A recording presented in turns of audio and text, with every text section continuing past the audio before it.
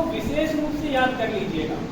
जब भी आप कहीं जाते हैं, खो जाते हैं, हो सकता है झांसी में भी कहीं गए और कहीं दूसरे गली वगैरह में भटक गए, हो जाता है ना, भूल गए कि घर कहाँ था, या कहीं बाहर कहीं आप खो जाते हैं, तो ऐसी स्थिति में आपको याद रखना है कि आपको 1098 पर कॉल करना है।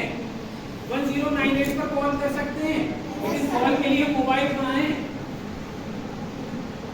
कॉल के लिए मोबाइल कहाँ है? आपको खो गए थे स्टेशन पे, मोबाइल कहाँ मिलेगा आपको? स्टेशन पे मोबाइल कहाँ मिलेगा आपको?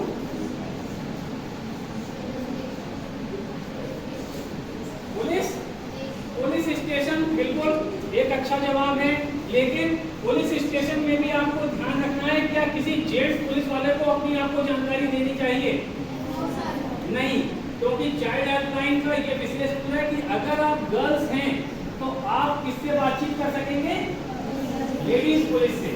1098 पर जब आप कॉल करेंगे तो आपको एक लेडीज पुलिस उठाएंगे फोन, वो आपसे आपका नाम, आपके पापा का नाम, आपका एड्रेस ये सब पूछेंगे और आपको उन्हें अपने पास बुलाना है। अब आपने कहा कि हम यहाँ खो गए हैं, तो वो चीजें वहां पर वो भेजेंगे किसी ना किसी को, लेकिन अगर वहां जेंट्स पुलिस आती है तो क्या आपको जाना चाहिए? नहीं, क्योंकि जेंट्स पुलिस आपको पता नहीं कहाँ ले जा सकती है, हो सकता है ना, इसलिए आपको ध्यान रखना है कि जेंट्स पुलिस के साथ नहीं जाना है। अगर जेंट्स पुलिस आती है तो आपको तुरंत 1098 पर फिर से कॉल करना है और आपको क्या कहना है कि मैं किसी लेडीज पुलिस को भेजे। तो लेडीज पुलिस आएगी आपके पास, लेडीज पुलिस आएगी, वर्दी पहनी होगी, तो भी क्या आप, और उन्होंने आपसे आकर कहा कि आप चलिए हमारे साथ, तो क्या आप चल दोगे? अब क्यों नहीं चले? अब क्यों नहीं गए? यस, इस पे बजाएं ताली।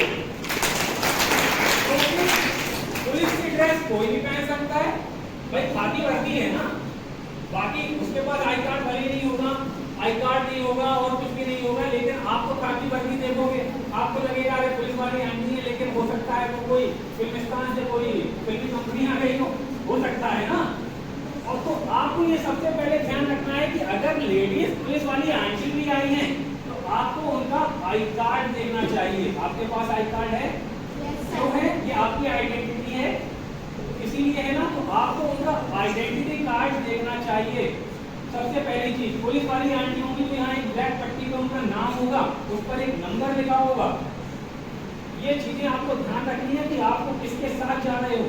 जाना चाहिए, क्यों? वो अनजान थे, आप उन्हें नहीं जानते थे। अगर ऐसे में फिर आपको हेल्प कैसे मिलेगी? अब पापा मम्मा का मोबाइल, आपने कहा पापा को फोन करेंगे, मम्मा को फोन करेंगे, कर सकते हो? पापा मम्मा का मोबाइल नंबर कितने बच्चों को याद नहीं है? सबको याद है? ताली बजाओगे? कोशिश आपको ये भी करनी है कि आपके पापा मम्मा के साथ में आपके घर के अड़ोस पड़ोस का भी कोई नंबर, आंटी का, दादी का, चाची का, किसी का नंबर आपको याद होना चाहिए, याद होना चाहिए, क्योंकि कहीं पर आप खो जाओगे तो वो नंबर आपको कहाँ मिलेगा? तो इसलिए वो नंबर आपको अपने माइंड में होना चाहिए। 10 बार 20 बार प्रैक्टिस करके आप उसे याद करो। अब आप एक एग्जाम्पल कहें कि गुड है तो ताली बजाइए। अच्छा बच्चों, यहाँ पर जो मेन टॉपिक है वो है good touch best touch. Good touch best touch हर जगह होता है, जब आप स्कूल में हो तब भी होता है, घर पर हैं तब भी होता है, जब हम बाहर जाते हैं तब भी होता है। अभी मैंने आपको एग्जाम्पल दिए सिटी में, हम आपको अब लेकर चलते हैं घर के बाहर। यानी हम लोग अभी बात कर रहे थे जैसे पापा मम्मा के साथ हम लोग समर वैकेशन में कहाँ जाते हैं, कोई दिल्ली जाता है, बॉम्बे जाता है, जाते हैं कि नहीं जाते? जाते हैं। कौन कौन जाता है?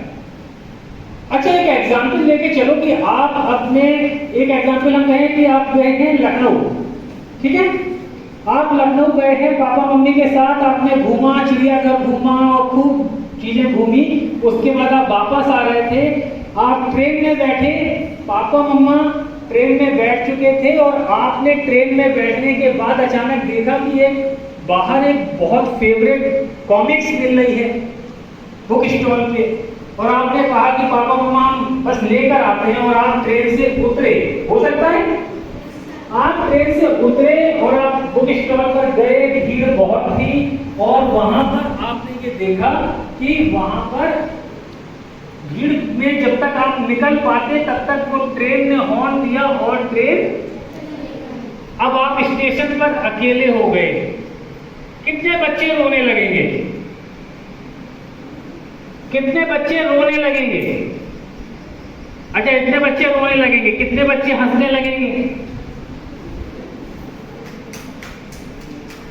यानी हंसोगे भी नहीं और रोगे भी नहीं, तो कुछ तो करोगे। क्या करोगे बताओ? अधिकांश ये चांसेस ज्यादा हैं कि हम रोने लगेंगे। तो रोने वाली स्थिति क्या आपके लिए अच्छी होगी? क्योंकि स्टेशन पर कई बदमाश भी होते हैं, वो ये नजर रखते हैं कि कौन हो गया है, किसका सामान कहाँ पड़ा है, किसका सामान हम गायब कर सकते हैं। होता है? तो अगर ऐसे व्यक्ति आपको रोता हुआ देखेंगे तो क्या होगा? उन्हें ये महसूस होगा कि आप कमजोर हो। क्या करना है आपको? ये एक चार्ट याद रखना है। अब आप इसको याद कैसे करोगे? हम लोग यहाँ पर इसके कुछ पेपर छोड़कर जाएंगे। ये वहाँ पे जहाँ आप पानी पीते हो, जहाँ वॉशरूम यूज करते हो, वहाँ पर आप ये पेन लगवा दीजिएगा।